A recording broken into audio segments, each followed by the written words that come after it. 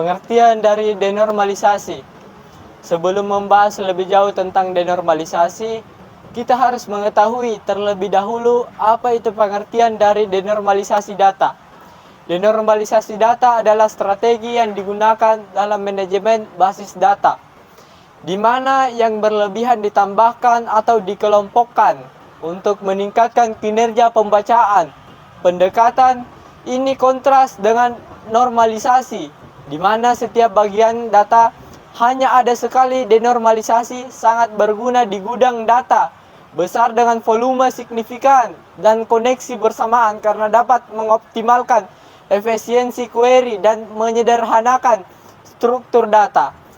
Denormalisasi di sisi lain adalah proses menambahkan data yang berlebihan ke database yang dinormalisasi untuk meningkatkan kinerja baca dan efisiensi query. Ini sangat melibatkan konsolidasi data dari beberapa tabel ke dalam satu tabel, sehingga mengurangi kompleksitas pengambilan data yang biaya redundansi data.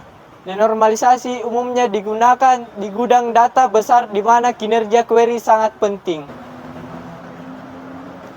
Apa peran penting denormalisasi? Denormalisasi memainkan peran penting dalam pergunaan data dan intelijen bisnis dengan menyeimbangkan trade-off antara redundansi data dan kinerja. Di bidang ini, akses data yang cepat dan efisien sangat penting untuk pengambilan keputusan dan wawasan yang tepat waktu, menjadikan denormalisasi sebagai strategi penting untuk mengoptimalkan kinerja basis data. Pendekatan ini secara signifikan berdampak pada bagaimana data disusun, diakses, dan dianalisis memengaruhi efisiensi dan efektivitas keseluruhan proses keputusan berbasis data. Lalu apa yang menjadi manfaat dari denormalisasi data? Denormalisasi dapat menawarkan manfaat kinerja yang signifikan, itu juga dengan kelemahan tertentu.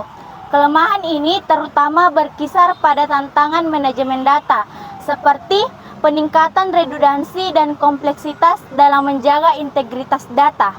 Peningkatan redundansi, denormalisasi sering mengarah pada data yang berlebihan, yang dapat meningkatkan persyaratan penyimpanan dan mempersulit manajemen data. Risiko inkonsistensi data. Dengan data yang berlebihan, ada risiko inkonsistensi data yang lebih tinggi, terutama jika pembaruan tidak dikelola dengan benar. Kebutuhan penyimpanan yang lebih tinggi. Data redundansi tambahan berarti lebih banyak ruang penyimpanan diperlukan yang berpotensi menyebabkan peningkatan biaya, mengurangi fleksibilitas. Perubahan pada struktur data bisa lebih kompleks.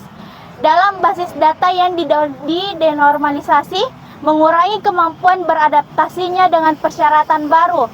Pemeliharaan kompleks, mengelola data yang didenormalisasi, membutuhkan perhatian yang cermat untuk memastikan akuransi dan konsistensi yang dapat menjadi padat karya.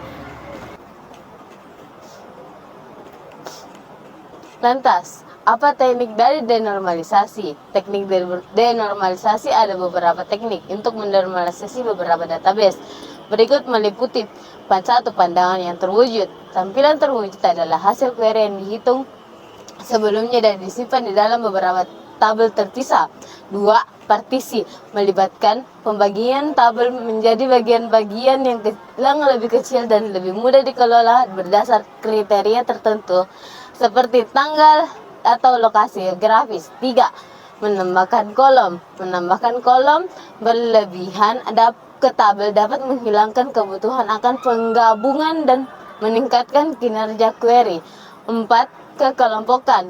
Clustering melibatkan pengelompokan data terkait secara fisik pada disk untuk meningkatkan kinerja query. Namun ada beberapa resiko yang perlu diperhatikan. 1. Redundansi data. Denormalisasi dapat menyebabkan redundansi data di mana informasi yang sama disimpan dalam lebih dari satu tempat. Yang kedua, kesulitan pemeliharaan. Mengelola data yang redundan bisa sulit dan memerlukan perencanaan yang hati-hati untuk memastikan konsistensi data. 3. Ketidaksempurnaan integritas data. Denormalisasi dapat mengurangi tingkat integritas data karena informasi yang seharusnya disimpan terpisah sekarang disatukan dalam satu tempat. Dan yang keempat, ketidakfleksibelan struktur. Struktur denormalisasi bisa kurang fleksibel ketika harus menangani perubahan bisnis atau kebutuhan pengguna di masa depan. Kelebihan dan kekurangan dalam denormalisasi data.